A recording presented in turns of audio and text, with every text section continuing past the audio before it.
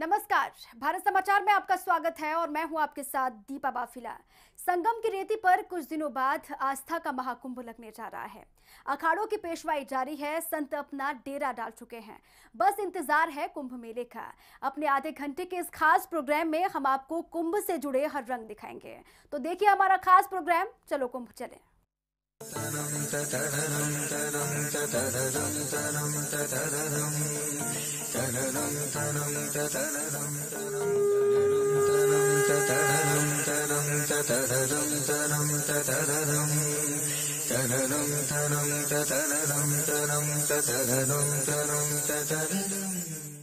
कुंभ का इतिहास कई सालों पुराना है। कहा जाता है सम्राट शिलादित्य हर्षवर्धन के समय में कुंभ से जुड़े कुछ शिलालेख मिलते हैं।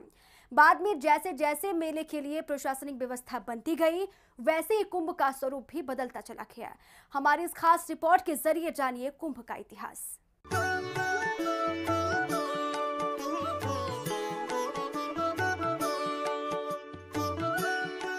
कुंभ मेले का शुभारंभ कब हुआ और किसने किया? इतिहास के आधुनिक ग्रंथों में इसकी कोई प्रामाणिक जानकारी उपलब्ध नहीं है, लेकिन इसका जो लिखित प्राचीनतम वर्णन उपलब्ध है वो सम्राट हर्षवर्धन के समय का है, जिसके बारे में चीन के प्रसिद्ध तीर्थयात्री हुइंगसोंग ने बताया था। इतिहास के ग्रंथों में भले ही कोई प्रामाणिक जानकारी उपलब्ध ना हो, लेकिन हिंदुस्तान के लोगों के दिलों में बसने वाली आस्था इतनी गहरी है कि सदियों से इस पर्व पर भीड़ जुटने के लिए किसी निमंत्रण की जरूरत नहीं पड़ती।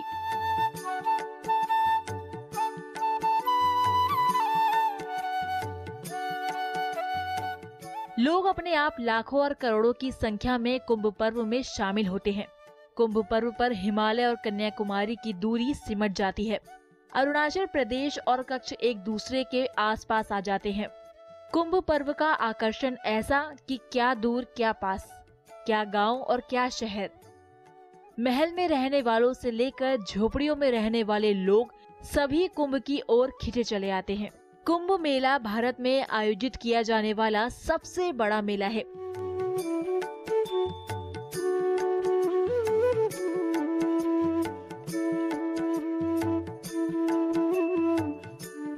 ये एक सामूहिक हिंदू तीर्थ है, जहां पर हिंदू धर्म से जुड़े लोग बड़ी संख्या में इकट्ठा होकर एक पवित्र नदी में स्नान करते हैं।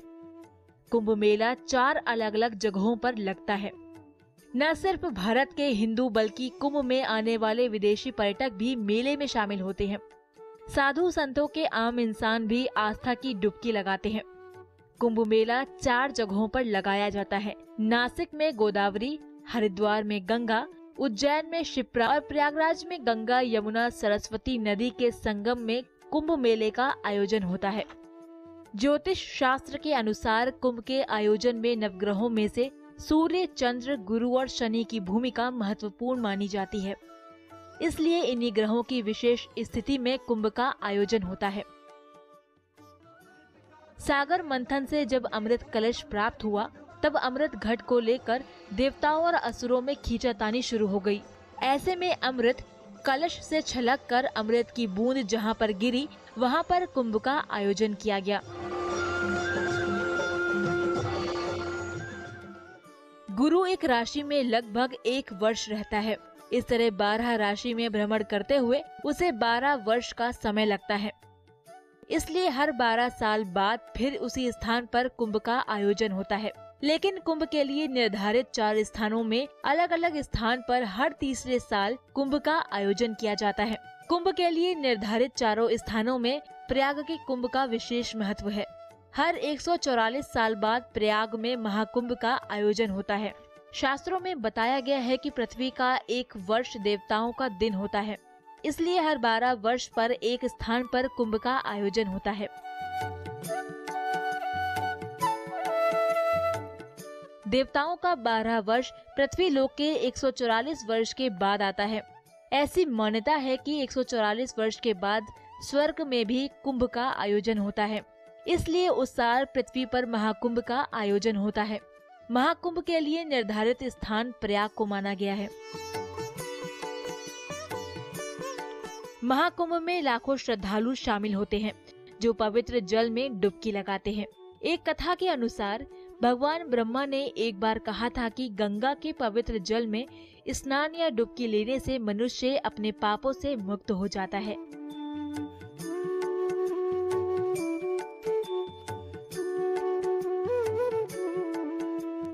हिंदुओं का ये भी मानना है कि विशेष रूप से महाकुंभ के दौरान गंगा नदी में स्नान करने से उनके पूर्वजों तक के पाप खत्म हो जाते हैं। दुनिया के सबसे बड़े आध्यात्मिक और सांस्कृतिक समागम कुंभ के लिए प्रयागराज बिल्कुल तैयार है। पेशवाई के दौरान सबसे ज्यादा आकर्षण का केंद्र नागा साधु होते हैं। आखिर कैसे रहते हैं नागा साधु, क्या होती है इनकी दिनचर्या, इनके जीने के तौर तरीके क्या होते हैं, इन सारे सवालों के जवाब आप हमारी इस खास रिपोर्ट में देखिए।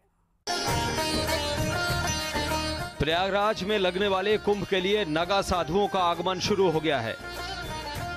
नागा साधु अपनी धर्म ध्वजा को लेकर संगम नगरी के तट पर अपने कैंपों में पहुंच गए हैं और इसी के साथ शुरू हो गई है नागा साधुओं की दिनचर्या। नागा साधुओं का रहन सहन, उनके जीने का तौर तरीका हम सब के लिए किसी रहस्य से कम नहीं। लेकिन आपको जानकर हैरत होगी कि उनकी दिनचर्या आम लोगों की तरह ही शुरू होती है। भोर 3 बजे से नगाओं का दिन शुरू हो जाता है। सुबह उठने के बाद नागा साधु अपनी धुनी रमाने में लग जाते हैं। इसके बाद हवन, ध्यान, वज्रोली, प्राणायाम, कपाल क्रिया और नौली क्रिया करते हैं। कुछ साधु तो ऐसे योग करते हैं कि आप और हम सभी हैरत में पड़ जाएं। धुनी रमाते नागा साधु अक्सर आपको संगम तट पर मिल जाएंगे। इसके बाद शुरू होता है नागा साधुओं का श्रृंगार। नागा साधु अपने को 17 तरह के श्रृंगार से सजाते हैं। सभी के लिए इनका श्रृंगार अनूठा और आकर्षण का केंद्र रहता है, जिसकी अपनी एक अलग विधि है। नागा साधु विशेष अवसरों पर ही ऐसे सजते हैं और अपने इष्ट देव विष्णु जी और शंकर जी की आराधना करते हैं। इनका 17वां श्रृंगार बेहद खास माना जाता है, जो इन्हें महिलाओं से एक कदम आगे रखता है। वो है भस्म, यानी कि भभूति श्रृंगार।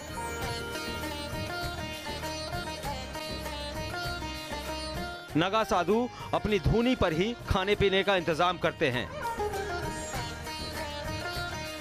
हालांकि अपनी साधना को नागा साधु बेहद गुप्त रखते हैं। आज संगम की रेती में जो हमारा दिनचर्या प्रत्येक दिन का रहता है, उस नियम के अंतर्गत हम अपनी दिनचर्या को करते हैं और प्रातःकालीन के हमारी पूजाएं होती हैं और धर्म ध्वजा की पूजा होती है और हमारी प्रातःकाल की आरतियां होती हैं और उसके अनुसार ही हमारा आगे कार्य चलता है। बात की जाए कि जैसे सुबह आप उठते हैं, उसके बाद नित्य क्या क्या किया जाता है? नित्य क्रिया में हमारे जो है सबसे पहले हम स्नान वगैरह करके फिर अपने जो आते हैं मालाएं हैं, भजन है, वो सब उस प्रकार से करते हैं। वो सारी चीज़ें एक्चुअली क्या है कि एक नियम से लागू होती है, जो इसमें प्रत्येक एक टिप्पणी करके नहीं आपको बताई जा सकती। नागा साधु अपनी दिनचर्या में किसी तरह का बदलाव नहीं करते। सुबह आरती की जाती है, अपने आराध्य देव दत्तात्रेय जी की सेवा की जाती है, भगवान को भोग लगाया जाता है और भोग का वितरण सभी साधुओं के बीच किया जाता है। गद्दियों पर श्री महंत विराजमान होते हैं। सनातन धर्म और विश्व का कल्याण करना ही इन साधुओं का एकमात्र लक्ष्य होता है। समझौता नहीं करते हम, हर स्थिति में अपना जो नित्य कर्म है उसको करते हैं। क्या क्या करते हैं? शुरुआत सुबह से उठते हैं तो क्या क्या? सुबह 3 बजे 3:30 बजे से हमारी शुरुआत होती है। एक्चुअली रात में भी हमारी ड्यूटी रहती है। हमारे यहाँ जो 4 मड़ियाँ हैं और चारों मड़ी में 4 श्री महंत हैं, 4 अष्ट कौशल महंत हैं। बारी बारी से इनके जो मड़ी के कोतवाल होते हैं वो रात्रि में ड्यूटियाँ देते हैं। सुबह 3 बजे वो पुजारी जी को उठा देते हैं। पुजारी जी मंदिर का स्नान, ध्यान, पूजा पाठ, सुबह 4 बजे प्रातः आरती होती है। आरती पूजा के बाद में भगवान का भोग लगता है, बाल भोग सब में वितरण होता है। तो यही दिनचर्या हमारी।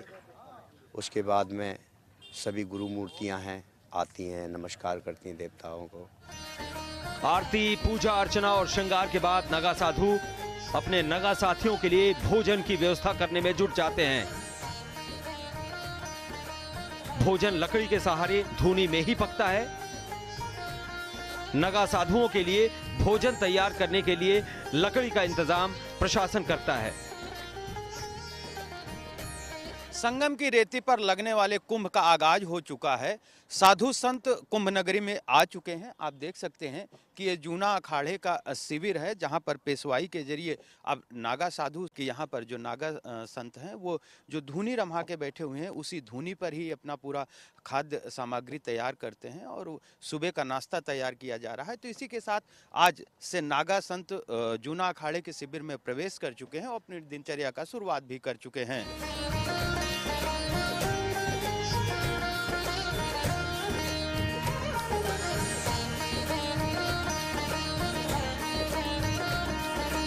नगा साधु अपनी साधना के साथ ही साथ अपने शिविरों की सुरक्षा भी करते हैं। इसके लिए अखाड़े के पदाधिकारी बाकायदा उनकी ड्यूटी लगाते हैं।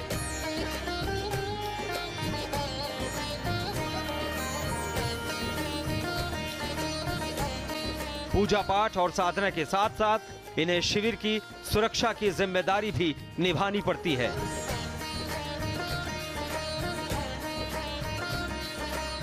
अखाड़े में सबसे बड़ा पद संरक्षक का होता है। उसके बाद अध्यक्ष, उपाध्यक्ष, महामंत्री, सचिव, प्रवक्ता, कोतवाल, कोठारी और भंडारी होते हैं।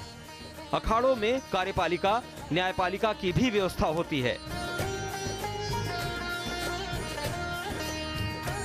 न्यायपालिका की भूमिका रमता पंच की होती है, जो अपने अखाड़ों के विवाद में फैसला सुनाते हैं और अखाड़ों के सभी संत उनके फैसले को मानते हैं।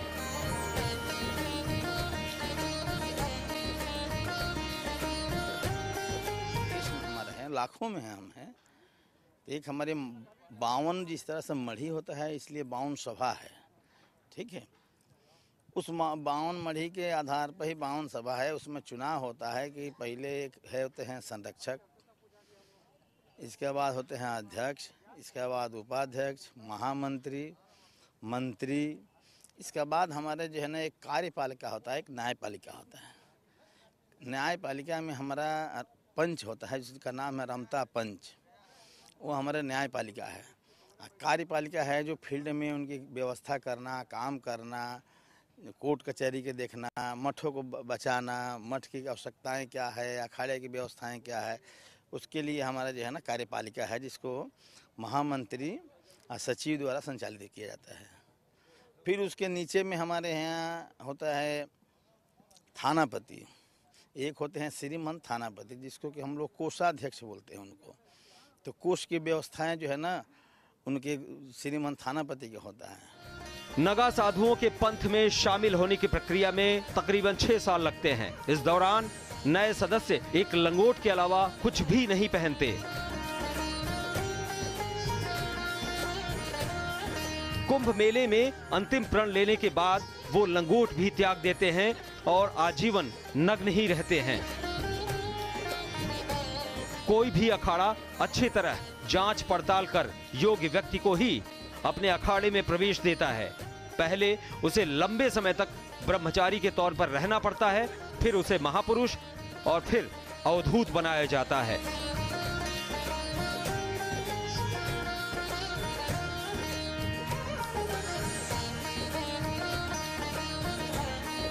प्रयागराज से धीरेन्द्र द्विवेदी, भारत समाचार।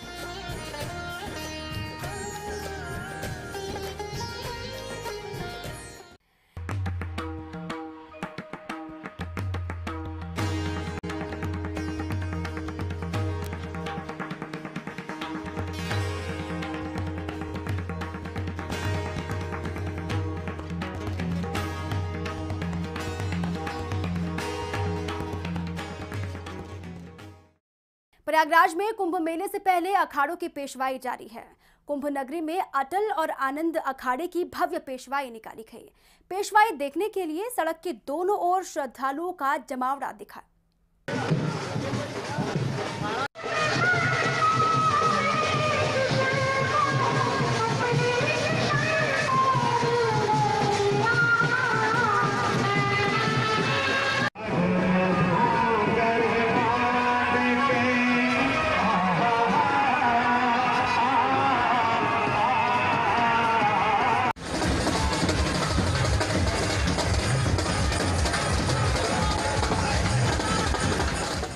प्रयागराज की सड़कों पर अटल अखाड़ा और आनंद अखाड़े की भव्य पेशवाई निकाली गई।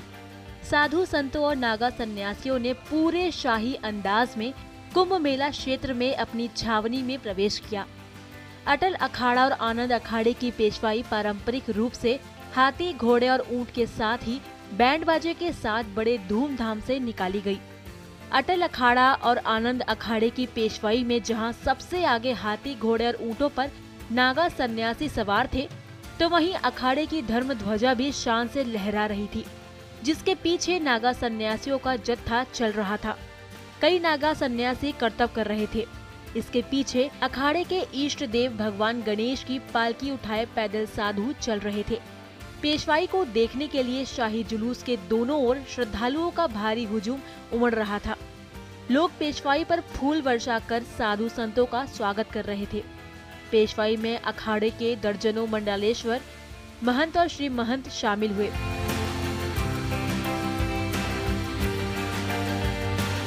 पेशवाई है जिनके इष्ट देवता हैं भगवान आदि गणेश, उनकी छत्र छाया में हम सब गंगा जमुना सरस्वती की पवित्र संगम पे अपने अटल अखाड़े के शिविर में प्रवेश कर रहे हैं और पूरे देशवासियों को इसकी बहुत बहुत शुभकामनाएं, सभी के शुभ की और सभी की सुख शांति की कामना करते हुए हम लोग वहाँ संगम के पवित्र तट पे पहुँच रहे हैं। आज शंभू पंचायत अटल अखाड़ा की पेशवाई है, साथ में महानिर्वाणी अखाड़ा भी जुड़ा हुआ है और हमारे आचार्य जी महाराज का भी खुद सम्मान है और अभी छावनी प्रवेश कर रहे आदि गणेश गजानन भगवान हमारा इष्ट देवता है। उनके छत्र छाया में आज पूरे साधु समाज अटल अखाड़े के सभी पदाधिकारियों से सब लोग जुड़े हुए हैं।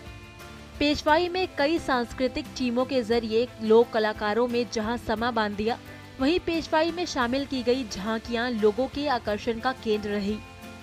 अटल और आनंद अखाड़े की पेशवाई दारागंज से निकलकर 4 किलोमीटर का सफर तय करते हुए कुंभ मेला क्षेत्र के सेक्टर 16 पहुंची, जहां दोनों अखाड़ों ने अपनी छावनी में प्रवेश किया। धीरेन्द्र द्विवेदी, भारत समाचार, प्रयागराज।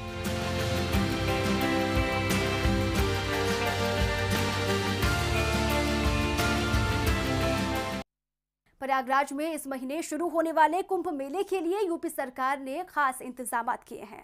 एक और जहां कुंभ मेले में श्रद्धालुओं के लिए विश्व स्तरीय इंतजाम किए गए हैं, तो वहीं दूसरी ओर सुरक्षा के लिए सेना, एयरफोर्स और एनडीआरएफ की टीमों की तैनाती की जा रही है, ताकि किसी भी आपातकालीन स्थिति से निपटा जा सके।